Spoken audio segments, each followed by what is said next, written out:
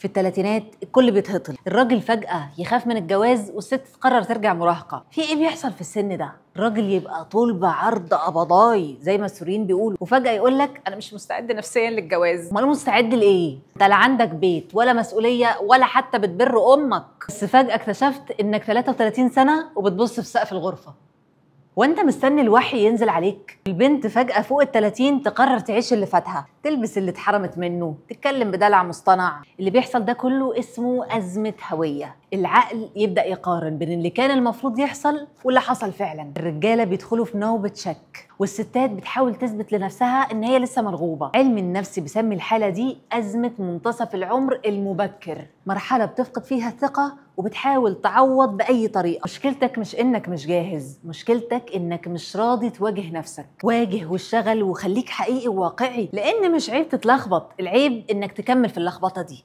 وابدأ بكلمة أنا محتاج أرتب حياتي، وتابع أروى دياب.